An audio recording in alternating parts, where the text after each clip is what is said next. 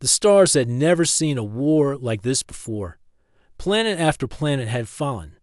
The Drogan Empire, one of the oldest and strongest in the galaxy, had started a brutal invasion. They crushed small worlds, destroyed cities, and forced entire species to kneel.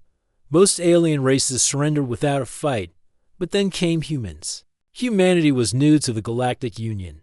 Their technology was not the most advanced, and they had just arrived on the interstellar stage. Still, they were different. They refused to surrender. They fought back with strength, with strategy, and with something no one expected: hope. Among all the human warriors, one name became known across many planets: Captain Rain. Rain was not a giant. He was not covered in metal armor. He did not use fancy alien weapons. But he had courage, skill, and a strong heart. He led a small human team into places others had already given up on. He brought peace to burning cities. He saved people without asking for thanks, and he never backed down. On the final day of the war, the Galactic Union gathered for one last mission. The heart of the Drogan Empire, a black fortress built on a dead planet, was the target. It was where the Drogan Emperor ruled.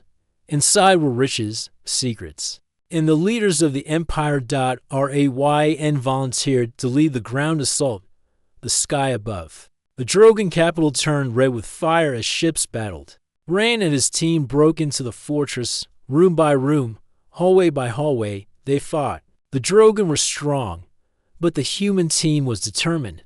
They moved like lightning, striking fast and helping each other. After hours of battle, the war was over. The Drogan Emperor was captured. His soldiers dropped their weapons. The Galactic Union had won. Leaders from many planets gathered in the Drogan Palace to celebrate. It was a cold place with dark walls, sharp metal edges, and tall chairs. The Union leaders thanked the human soldiers and offered them rewards. Some asked for medals. Others chose land or money. But then it was Captain Rain's turn. Everyone waited. Some thought he would ask for a starship. Others expected he would want to become a general. But Rain looked across the throne room and pointed. "I want her," he said calmly. All eyes turned.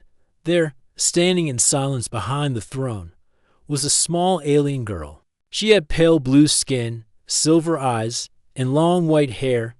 Her body was thin. She looked weak and shy. Her hands shook. She wore a simple robe with a torn edge. She was Lyra, the youngest daughter of the Drogan Emperor, even among her own people. Lyra was seen as useless. She never went to war meetings. She did not speak in public. Her voice was quiet. She often stayed alone in the garden or hidden in her rooms. Her health was always poor.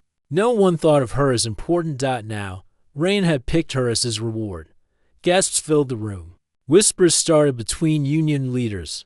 "Why her?" Someone said. "She's the weakest one," said another. "She has no power," a third voice added.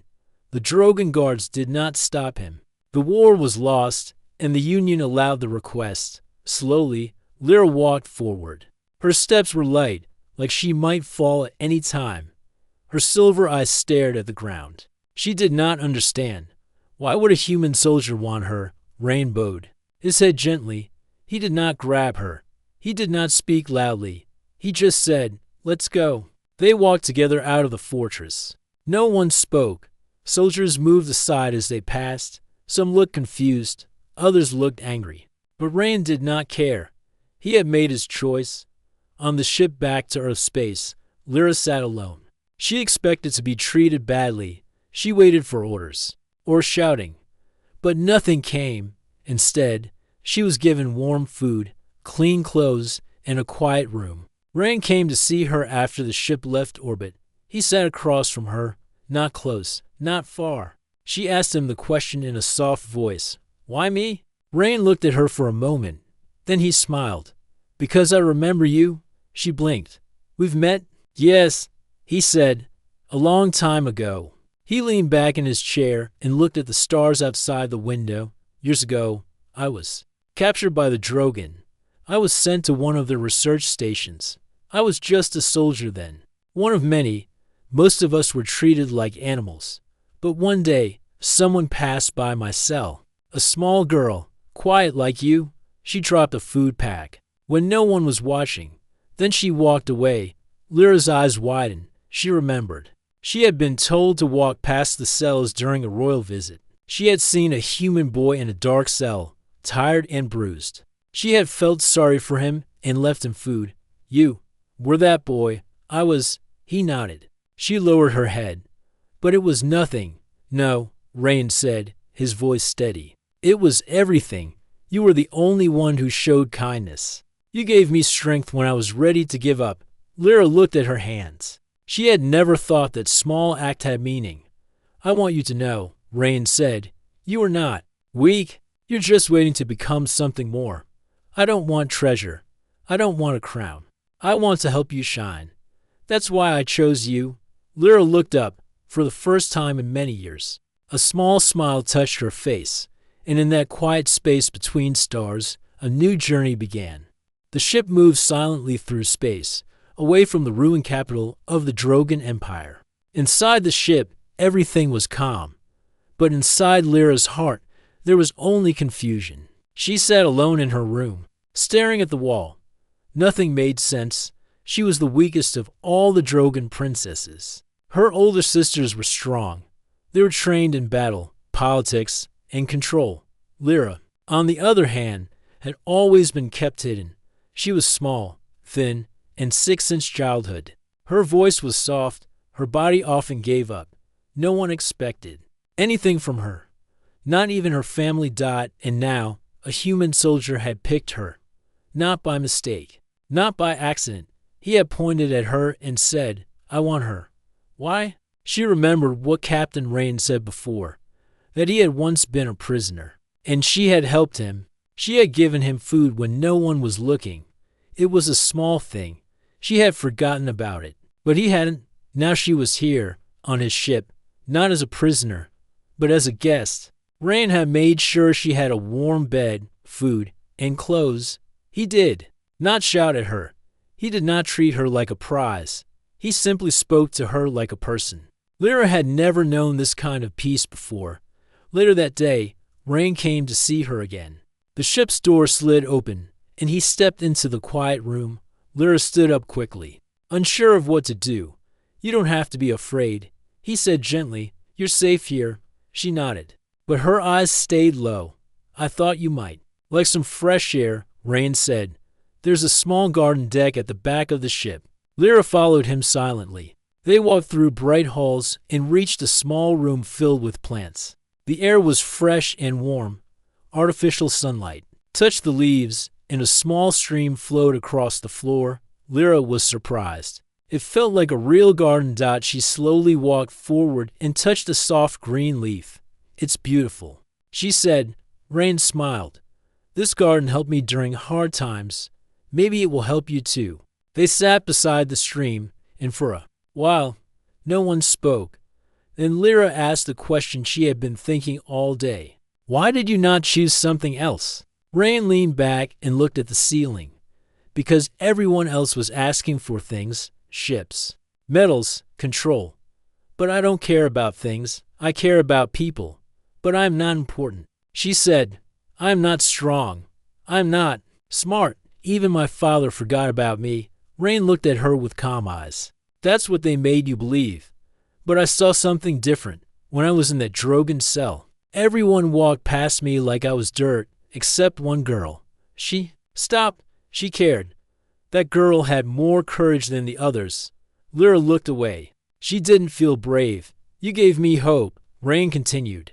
And now it's my turn to give you the same. They sat in silence again. But this time, it was peaceful. Days passed on the ship. Lyra started to eat better. She walked more.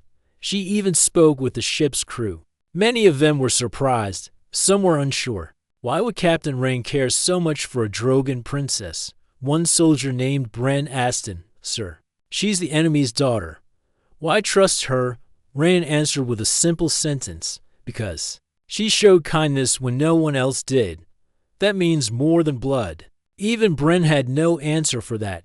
Lyra noticed something strange during her time on the ship. Whenever Rain walked into a room, the people around him stood taller.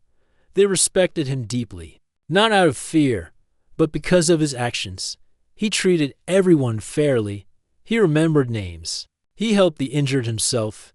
He never acted above anyone, and he never forced her to do anything.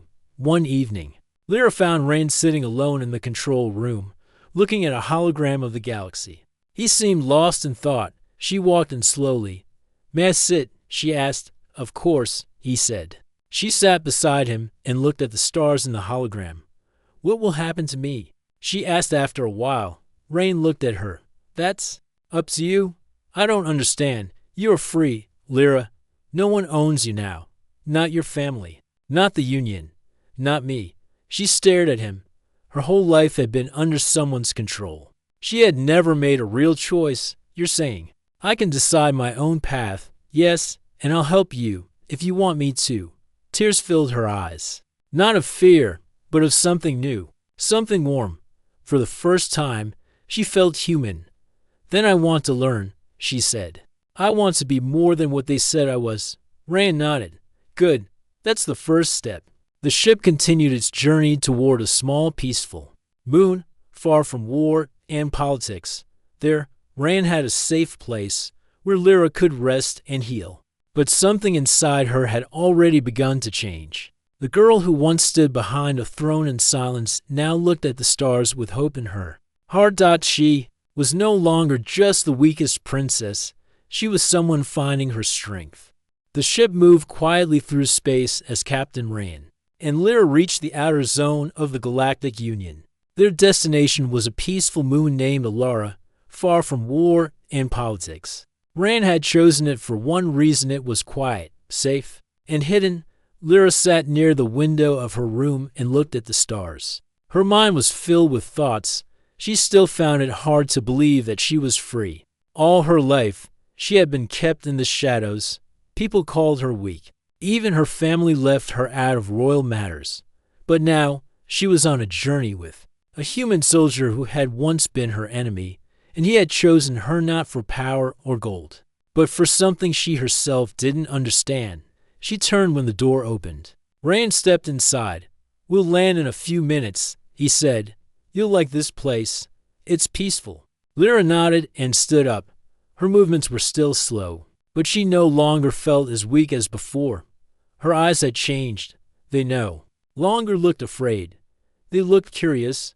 The ship landed softly on the moon's surface. Outside the window, Lyra saw green fields, mountains, and small buildings made of stone and glass. Rain led her out of the ship, and they walked together toward a large dome-shaped building surrounded by trees. Inside, scientists and doctors worked quietly.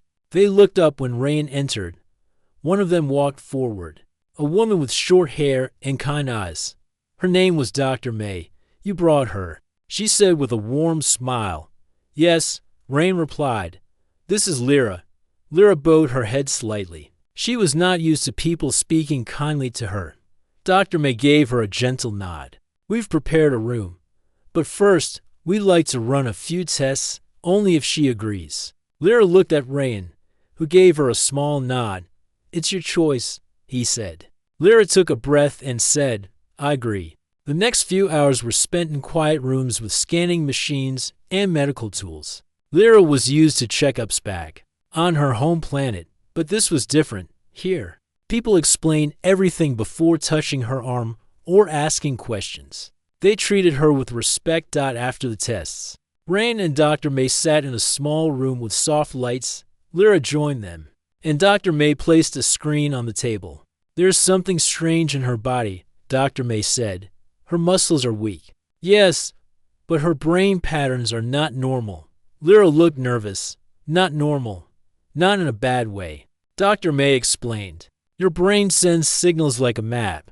These signals connect with energy fields around you, not just from machines, but from nature and even light." Rain leaned forward.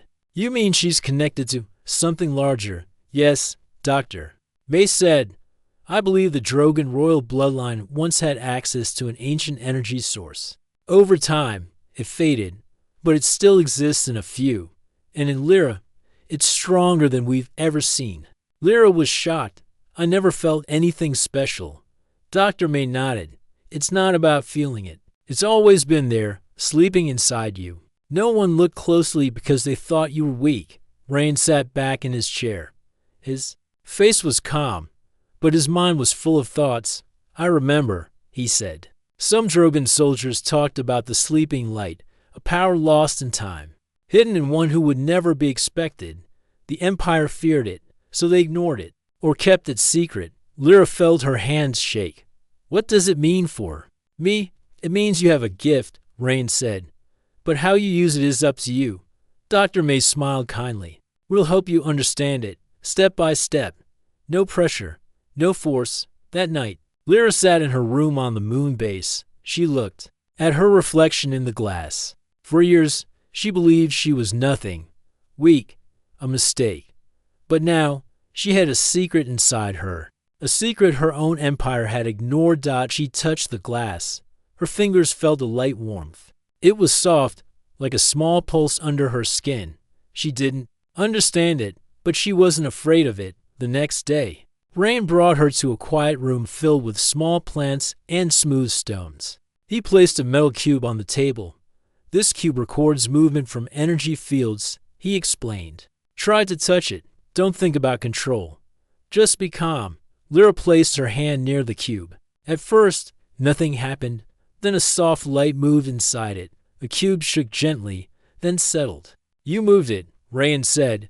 Lyra gasped. I didn't try to move anything. That's the point, he said. Your mind is already connected.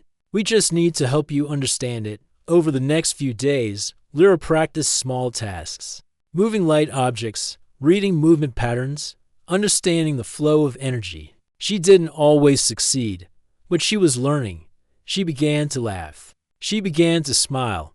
One evening, as they walked in the garden of the moon base, Rain looked at her and said, You're different now. Lyra smiled. I feel different. Do you want to continue? Yes, she said without hesitation. I want to know who I really am. He nodded. Then we keep going.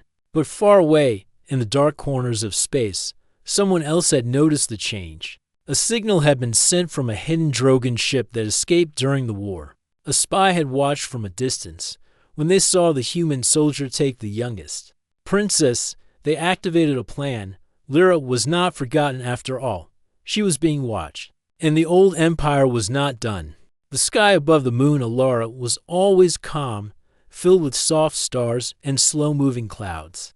But inside the dome of the research base, something was changing fast. Lyra was no longer the quiet girl who once stood behind a throne. She was learning who she truly was. Each day, she trained with Rain and Dr. May. She worked on focusing her mind, calming her body, and listening to the energy fields around her. With time, she could sense the smallest changes in air movement, in sounds, even in thoughts. She did not control minds, but she could feel when people were scared, angry, or lying. One day, while practicing in the energy room, she stood in front of a floating sphere. It was made to test energy control. Most people couldn't move it. Lyra raised her hand, focused her breath, and the sphere began to spin slowly. A soft hum filled the room. Dr. May clapped her hands. That's it, you're getting better. Lyra looked surprised. It listened to me. No, said Rain, who was standing nearby. You listened to it. That's the difference. Lyra smiled. This time, it was not a shy smile. It was proud. That night, she sat in the garden under the dome. She looked up at the stars. Her thoughts were full of new questions. What else could she do? What was her true purpose? And would the galaxy ever accept someone like her? Rain joined her on the bench. He held two warm drinks and offered one to her. You did well today, he said. I feel stronger. She replied, but also more confused. That's normal. He said, true strength brings questions. The weak follow without thinking. The strong stop and ask why. Lyra looked at him. Were you always this wise? Rain laughed lightly. No, I learned through pain, war, and mistakes. She looked down. You once said you were captured by the Drogon. Did they hurt you? He nodded slowly. Yes, but not just with weapons. They tried to break my mind. They told me humans were weak, that we would never win. I believed them for a while. But you didn't give up. No, he said, because of one small act. A girl gave me food when no one was looking. That moment stayed with me. It reminded me that kindness exists, even in dark places. Lyra held her cup close. I didn't think it mattered. It did, Rain said. It changed everything. As they sat in silence, far across the stars, a small Drogon warship entered the Alara system. It was painted black and carried no flags. The ship moved slowly, without lights, and sent no signals. Inside, Drogon soldiers sat ready. Their faces were hard, their eyes cold. The leader of the group, a tall Drogon named Varg, stood near the front window. His armor was old but strong. We found her, he said, the lost princess, and the human who stole her. One soldier stepped forward. Shall we contact the main fleet? Varg shook his head. No, we do this alone. We bring her back. The others failed to see her value, but we did not. She belongs to the Empire. Back on Alara, alarms began to flash. Rain rushed to the command room, where Dr. May was checking the screens. Unidentified ship approaching, she said. No response to hails. Rain narrowed his eyes. Drogon? Yes, and they're armed. He quickly tapped the intercom. Everyone to defense stations. Protect the base. Get Lyra to the safe room. But Lyra had already entered the command room. I'm not running, she said. Ray and turned. Lyra, it's dangerous. They came for you. Then let me face them, she said. I won't hide. Not anymore. Rain looked into her eyes and saw something new. Strength. All right, he said. But stay close. The Drogon ship landed hard near the base. Soldiers stormed out with rifles ready. But the base was prepared. Defense drones fired back. Human guards held their line. Explosions shook the ground out in the middle of the fight. Varg entered the base from the side. He moved fast, breaking doors and searching rooms. He found Lyra and Rain in the energy chamber. Princess, Varg said, stepping forward, you must return. Your blood holds power. The Empire needs you? I'm not yours to command, she replied. You were born in the palace, he said. Your duty is to serve the throne. Lyra stepped forward. The throne is broken. You destroyed your people with war and pride. I was never weak. You just never saw me. Varg raised his weapon. You don't understand what's coming. With your gift, we can rebuild stronger than before. She's not going anywhere, Rain said. Stepping between them, Varg fired. But before the blast could reach them, Lyra raised her hand. A wave of soft light shot forward. It hit the energy gun and melted it in seconds. Varg was thrown backward. The room fell silent. Lyra stood still, glowing slightly, her silver eyes shining. I understand now, she said. I was born with a gift, not for power, but for change. I'm not your weapon. The Drogon soldiers, watching from the entrance, froze. They had never seen her like this. The quiet girl they ignored now stood like a light in the darkness. Varg tried to stand, but Rain knocked him down with one strike. Take him to the holding cell, he said. The rest of the Drogon force surrendered. Later, as the base returned to calm, Lyra sat once again in the garden. Rain joined her.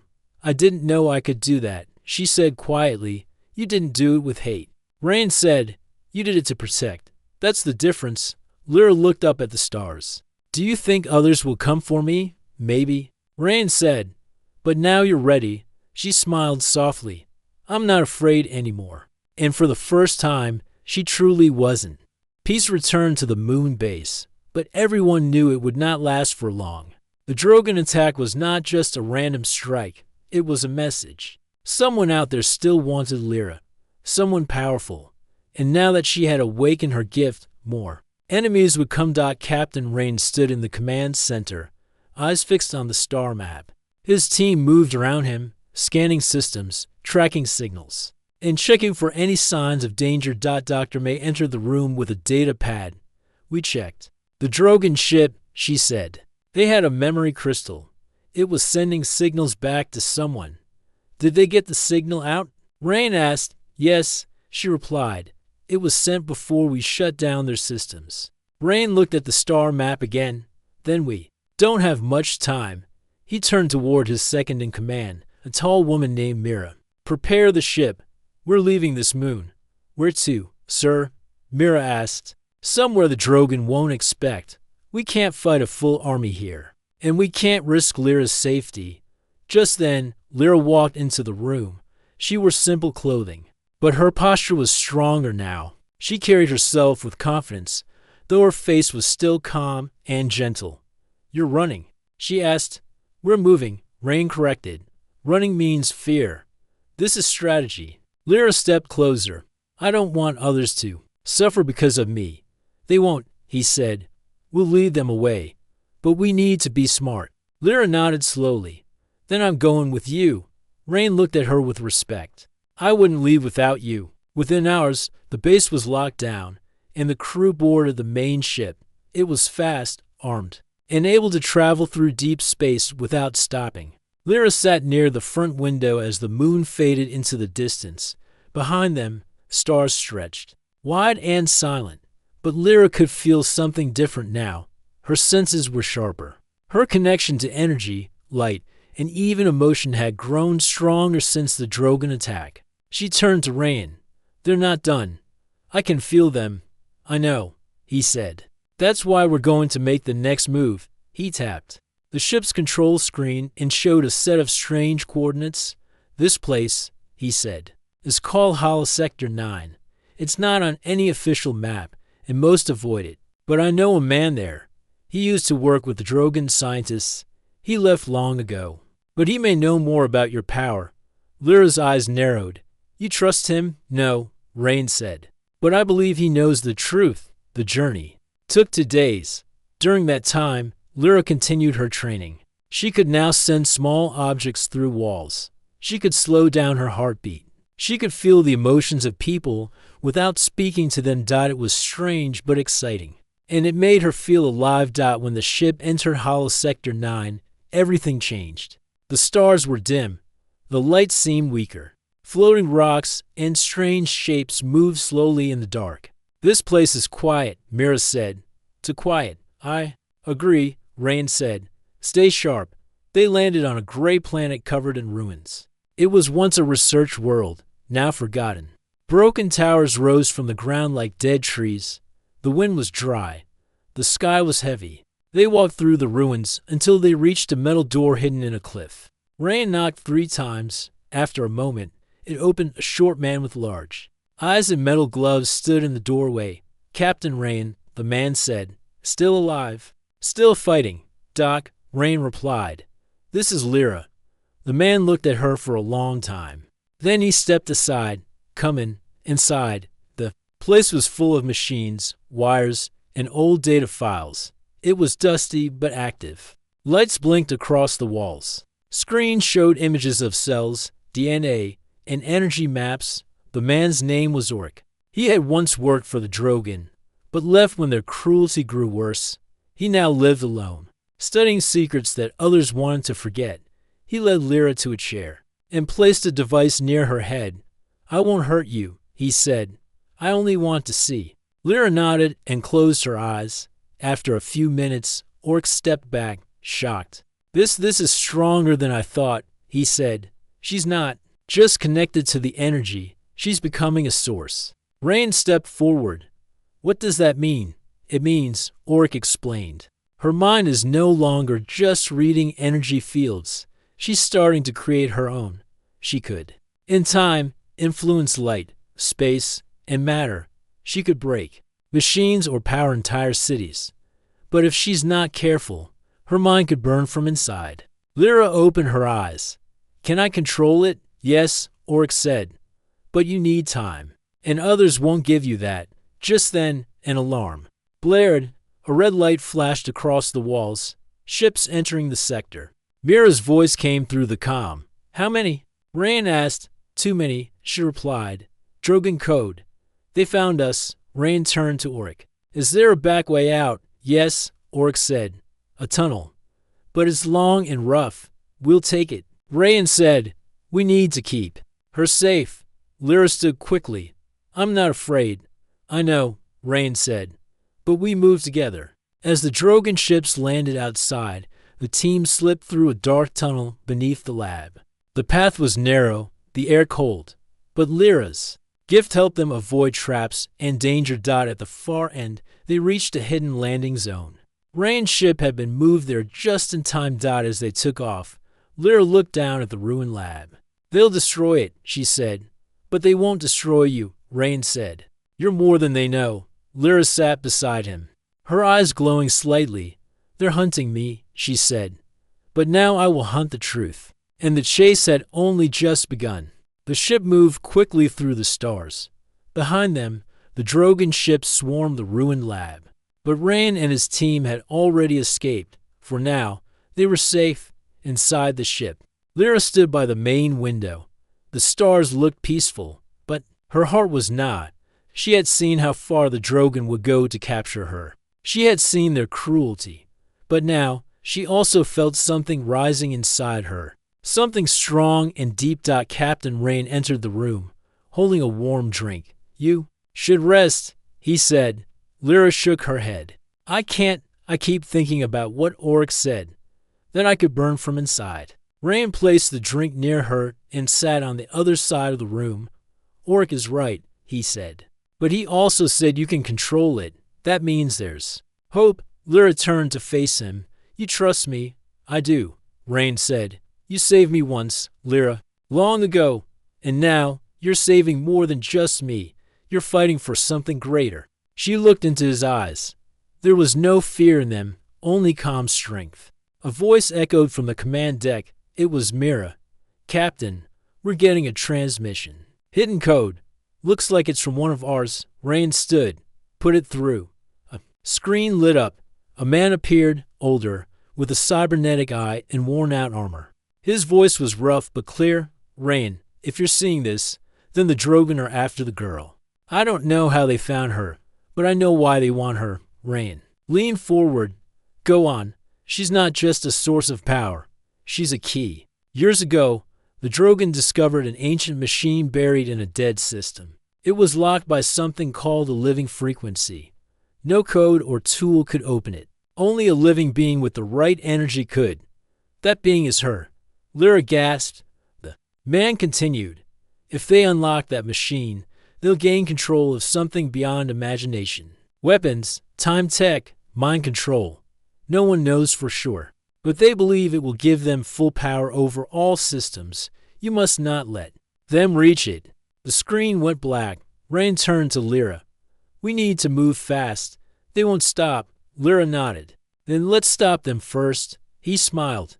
"That's what I was thinking." They entered the ship's war room. Mira, Dr. May, and a few trusted fighters joined them.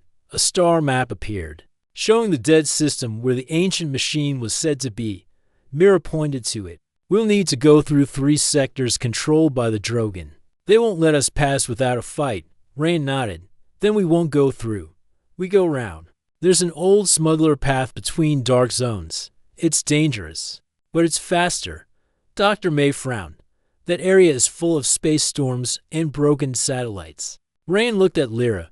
"Can you help us guide the way?" Lyra closed her eyes. She reached out with her senses. After a moment, she opened them again and said, "Yes, I can feel the safe path.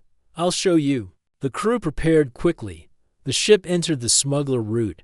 The space around them was dark, with strange flashes of light and broken machines floating in the void. Some were old weapons, others were twisted ships lost to time. But Lyra stood near the window, guiding them with calm focus. "Left," she said at one point. "Now drop fast. There's a wave coming." The crew followed her voice, and the ship dodged a massive energy burst that would have torn them apart. "You're doing great," Rand said to her. Lyra didn't smile.